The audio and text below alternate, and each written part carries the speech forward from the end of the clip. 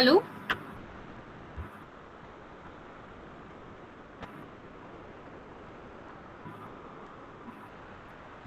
Okay, so we'll start our lecture. First, we'll take revision of yesterday's lecture.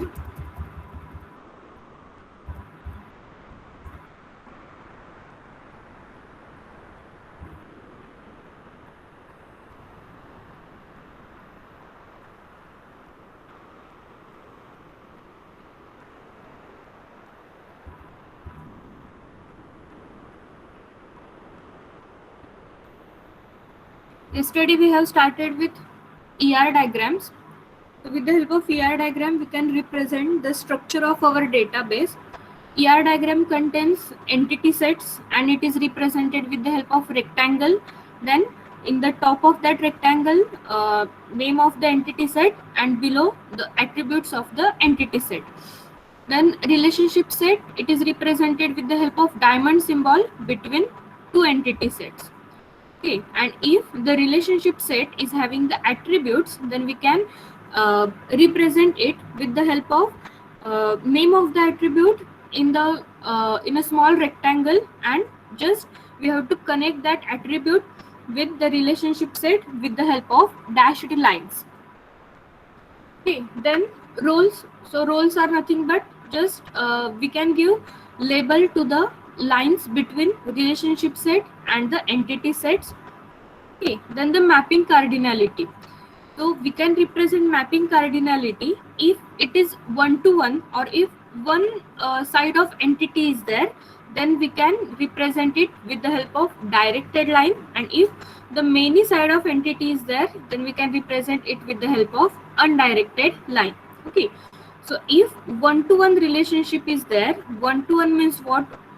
Only one instructor is teaching to the one student. Okay, that is one to one. Means consider the project group. Okay, if consider only one student is there in the project, or if one student is doing the project, means what? Only one entity is there, okay, from the student entity set, and one instructor or the one project guide is allocated to that single student. Means that single guide, project guide, is guiding the project to the single student. Means what? It is one to one relationship. Means only one project guide is there and only one student is there. Means that only one student is doing the project. Okay, so it is one to one relationship. Then one to many relationship. Okay, one to many relationship is nothing but one project guide is there and a group of students are there. Consider in a group only 4 students are there. Okay, so here one to many means what? One project guide is guiding to 4 students. Okay, that is one to many relationship. Means one is represented, or we can give one at the instructor side or at the project guide side, and many at the student side. So it is one to many relationship. Then next one is many to one relationship.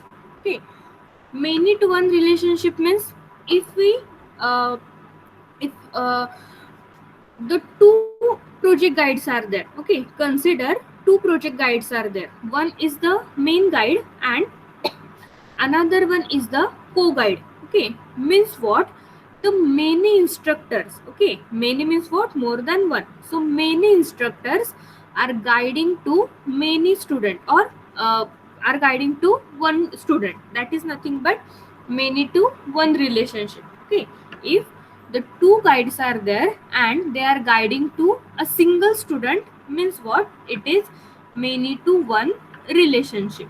Okay, or if we do exactly opposite of the instructor and the student, means we can say that many students, they are many students, they are under a single instructor, or they are under a single project guide. So it is also the many to one relationship. Okay, then the last one is the many to many relationship.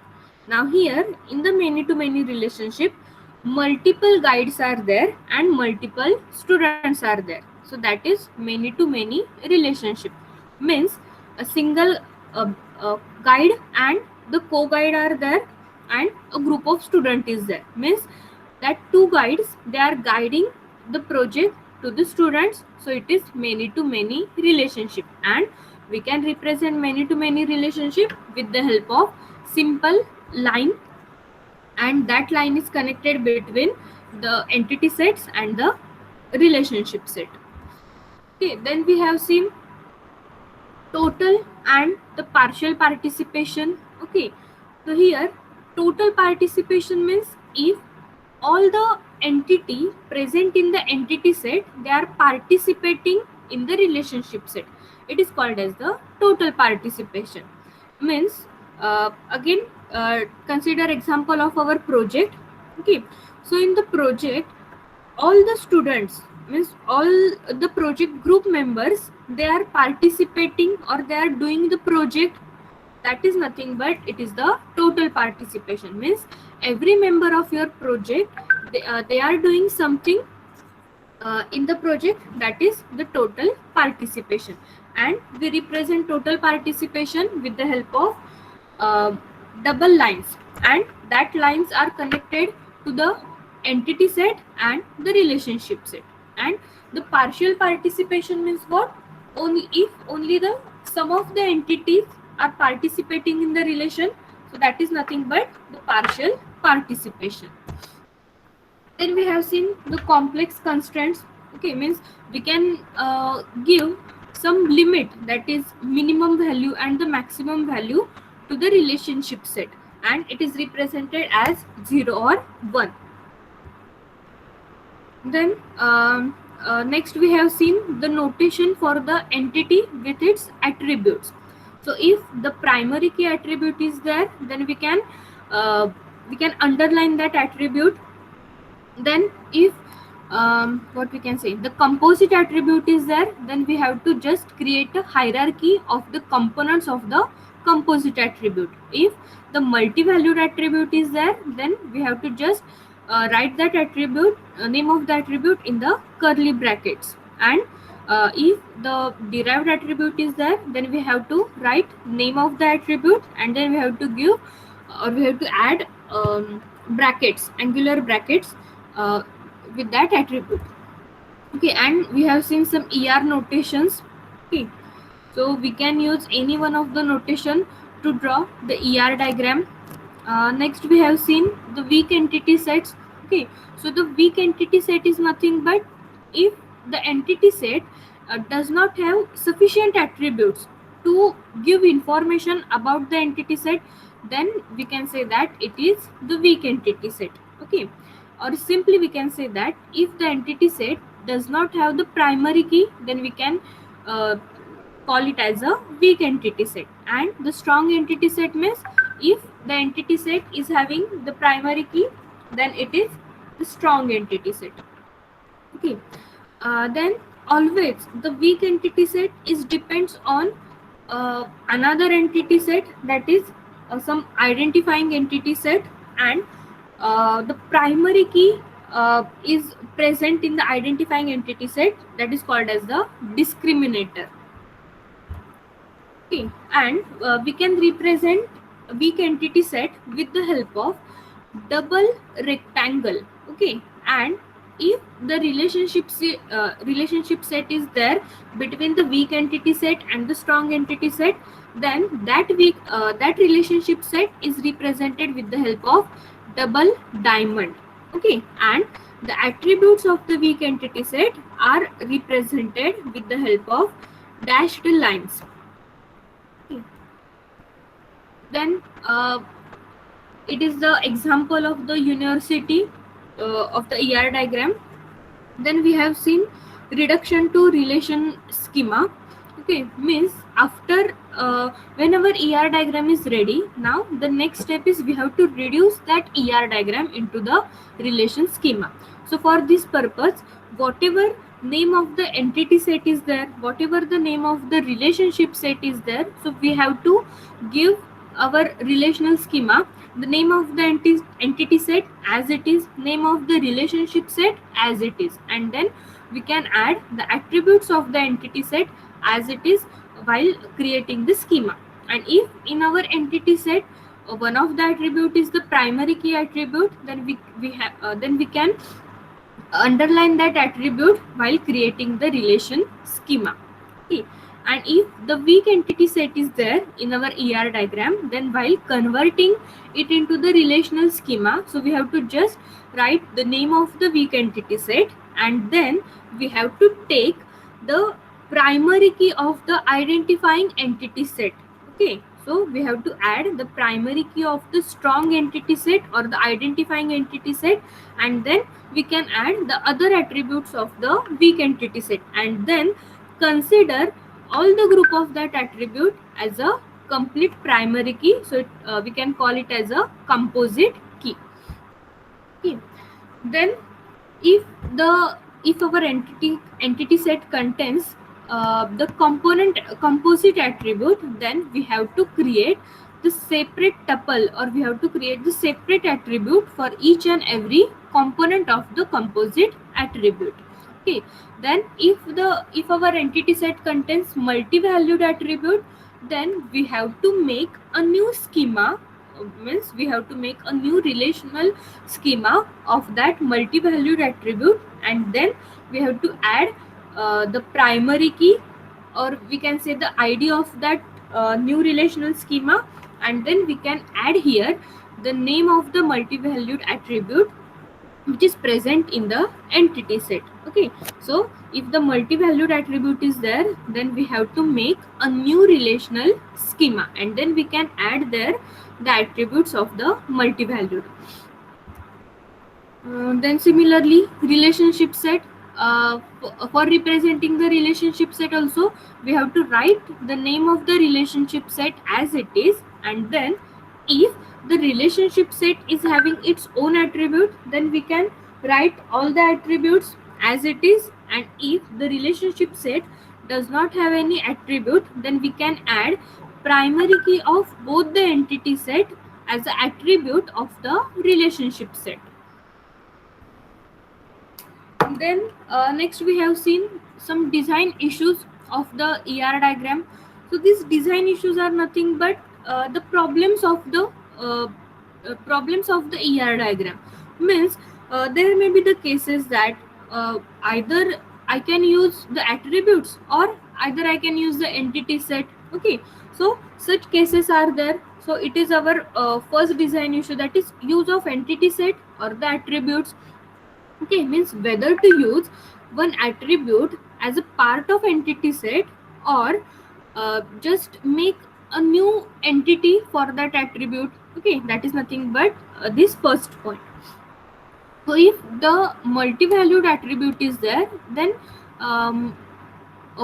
it is beneficiary to make the new entity set for the multi-valued attribute, so that we can add some extra information about that multi-valued attribute. Okay, then another mistake is that suppose the two entity sets are there, and there is a relation between that two entity set, so we are just using the primary key of the one entity set into a simple attribute of the another entity set. So instead of doing this, means instead of showing the relationship implicitly, we can just show it explicitly, means we can just create one relationship between the two entity set. Okay. Then the next one is use of entities versus relationship set, means where to use entities or where to use relationship set. Okay, so we can use this in alternate ways, means either we can use entity set or we can use the relationship set, or we can replace that entity set with the relationship set. Then we have seen binary versus non-binary relationship, means if the non-binary relationship is there, then we can replace that non-binary relationship with the binary relationship. Okay, means if the degree of the relationship is more than 2, then we can convert it with the binary relationship. So for this purpose, whatever relationship is there, so we have to just replace that relationship with the entity set and then create the new relationship with that new entity set and the old entity set, and then we can add the attributes of the new relationship set also. Okay, then we have seen the extended ER features. Okay, so these are some advanced topics of the ER diagram. So the specialization, generalization, and the aggregation. Both the specialization and generalization, they represent the inheritance concept. Okay, so when, if we are considering the specialization, so it is nothing but we are going from top to bottom, or we are moving from top to bottom. Okay, so specialization is called as the top down design process. Okay, for example of the specialization is that, if I can say that the person entity. Okay, so the person is very general entity, and I want to know the I want to know what we can say, the special entities of the person entities. So I can go in a depth of the person entity. So person means the teacher, it may be person, student, student may be person, or the project guide, he may be also person, the manager is also person. Means we are going from top. So here the top concept or the top entity set is nothing but our person, and we are moving towards the downwards. So that is nothing but our manager or the student or the teacher. Then the generalization. So the generalization is opposite of the specialization. Means here we are moving from bottom to top. So it is called as the bottom up design process. Again, if we consider the same example, suppose I have the student entity set, teacher entity set, manager entity set. Okay, then if I want to know what is the base entity set of all these, means I want to know a very general term of all the entity sets, then I'm going downwards to the upwards, means bottom up design process. So the generalization and the specialization, they both represent the inheritance concept, and they both represent with the help of is a relationship in the ER diagram. Then the aggregation. So the aggregation means if we want to show the relationship between the relationship set, then we can represent it with the help of aggregation. Okay, so for doing this, we can just create the one relationship or the existing relationship as a entity set, and then we can create the relationship with this whole entity set. So that is nothing but the aggregation. Okay, now we will see the next part of our second chapter, that is the relational model. Okay, we have completed the ER model or the ER diagram, that is the first part of our second chapter. Now we will move towards the relational model. Okay, so the relational model, it is the data model, and this model, it is used for uh, all the data processing applications. Means any kind of data processing application is there, then generally we are using the relational model.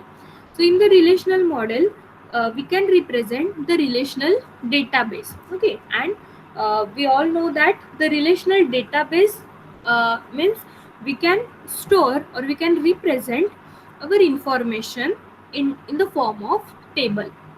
Okay, so simply the relational database is nothing but we can represent the information in the form of the tables. Okay, so it is the example of the relation. Okay, so I think it is the example of the instructor relation. So here the instructor relation, it contains columns and the values. Okay, So in the relational model or in the relational database, the column is nothing but the attribute of the relation, and the tuples are nothing but the rows, or sorry, the rows are nothing but the tuples of the relation. So whenever we are creating our database, so we call values of the table or values of the relation as a tuple, and we call the column of the table or the field of the table as a attributes of the relation. Okay, so the what is meant by attribute? As we know, attribute is nothing but it is the name of the column in the table. Okay, so whatever column we have taken in our table, so that column name is nothing but the attribute. Then the attribute or the number of attributes in the relation is called as the arity or degree or the order of the relation. Okay, suppose the arity or the degree of the relation is nothing but, suppose in my table the total 4 attributes are there, so the degree of my table is the 4. Okay, or we can say the arity of my table, arity of my relation is 4. So the arity, degree or the order of the relation is nothing but the total number of attributes present in that relation. Then the no two attributes of the relation can have the same name. Obviously, as we are representing information of the enterprise, then obviously we have to use different names for each and every attribute in that table. Okay, so it is about the attribute. Then the structure of the relational database is also contains domains. Okay, so simply the domain is equivalent to the data type of our programming languages. Okay, so the domain is nothing but it is the set of values for which the attribute is represented. It is called as the domain. Okay, means if the attribute is of integer domain, okay, means the set of allowed values for each attribute, means if I have declared the attribute as a integer, means what, it only allows to enter the integer value, or we can say only the numeric values. Okay, the character or the string type of values we cannot insert if we have declared the attribute as a integer. Then simply the domain is nothing but the data type. If I have declared the attribute as a character, okay, then I can insert only the text or the string values.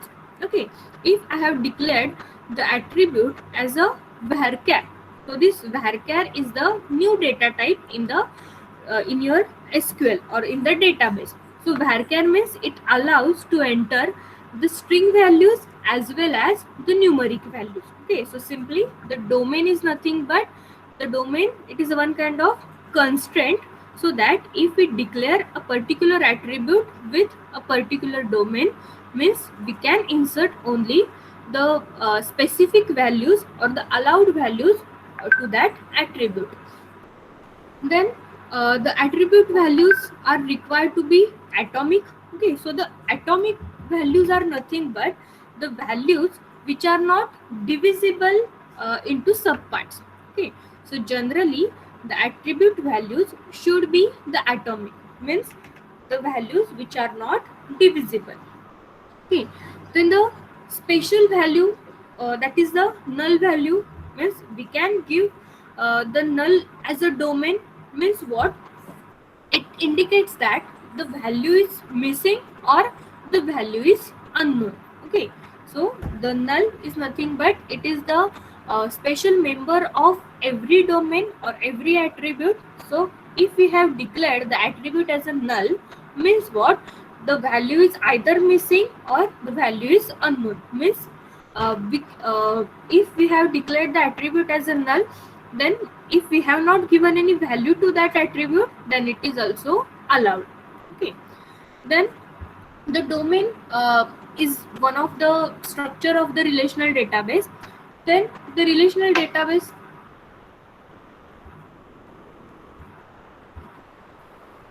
just 1 minute.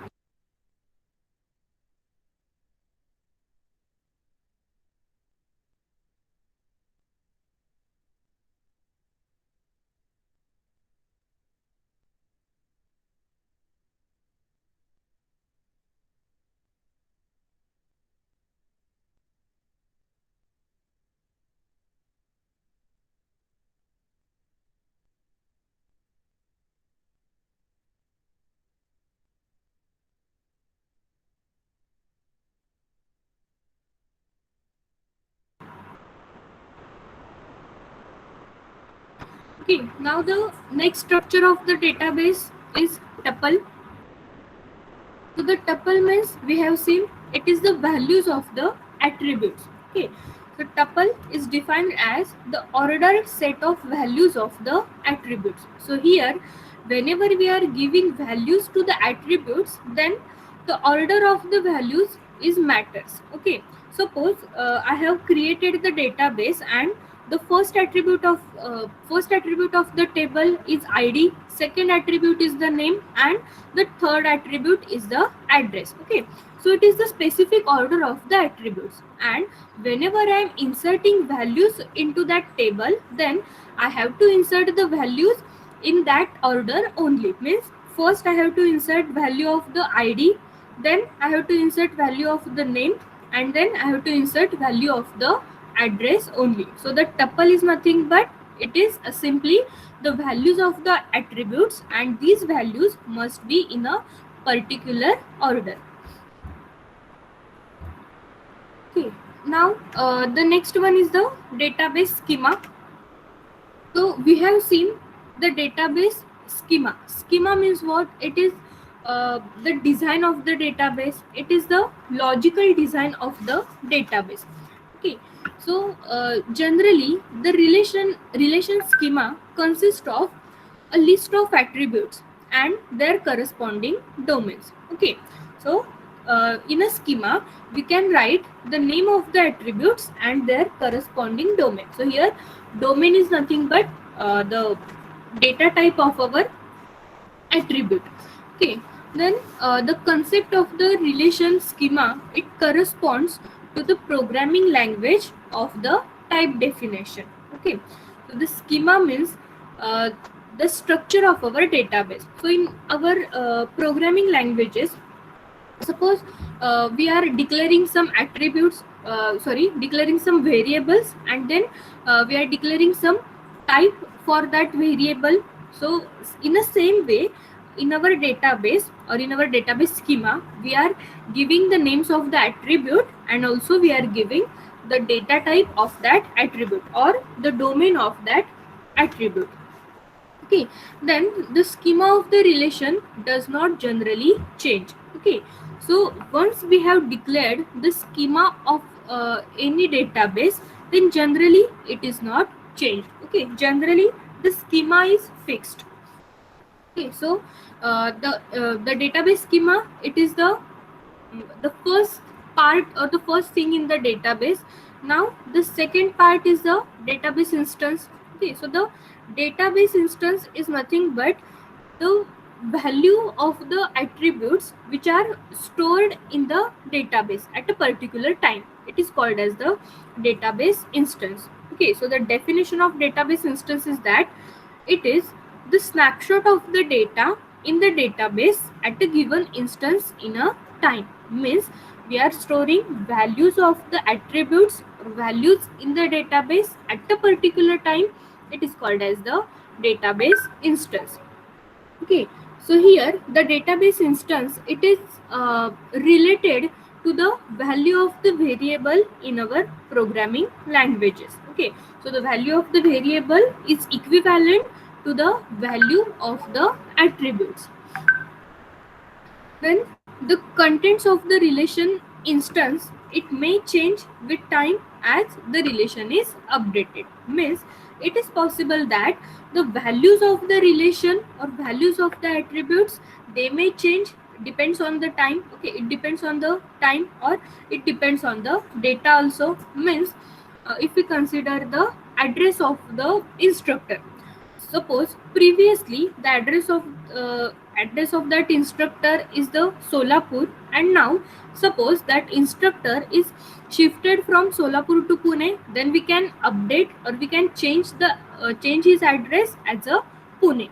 So it is possible that the values of the database may get changed, but generally the schema or the structure of the database, it may not get changed.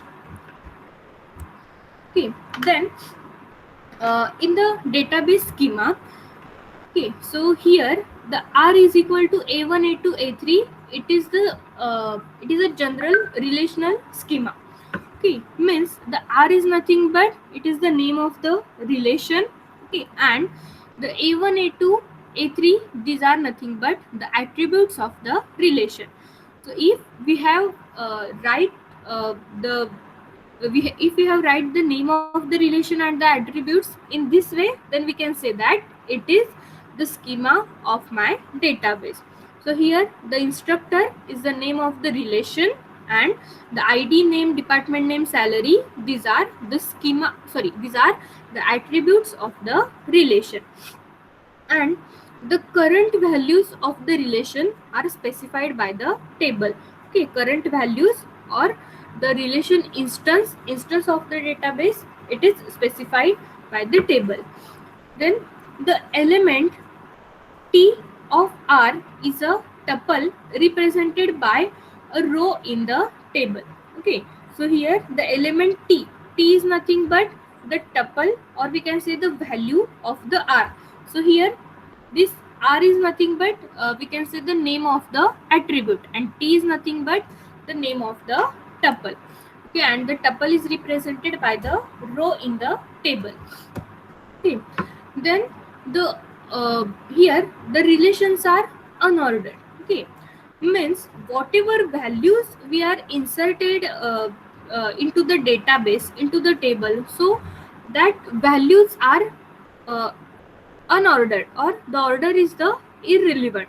Okay, means here there is no any specific order for storing the data of the instructor. Okay, so the order or the tuples of the relation, it is stored in a unordered way.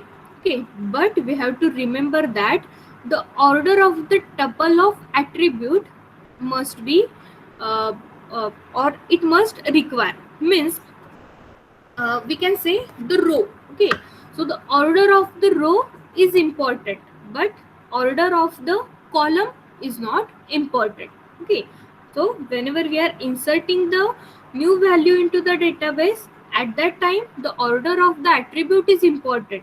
But if we have inserted data into the database, then that column wise data, okay, so it is possible that the column wise data, it is stored in a unordered way. Okay, so the generally the relations are unordered relations. Okay, now I think today you have one session, okay, at 11:30. So we will stop here today, and we will take MCQ test. Okay,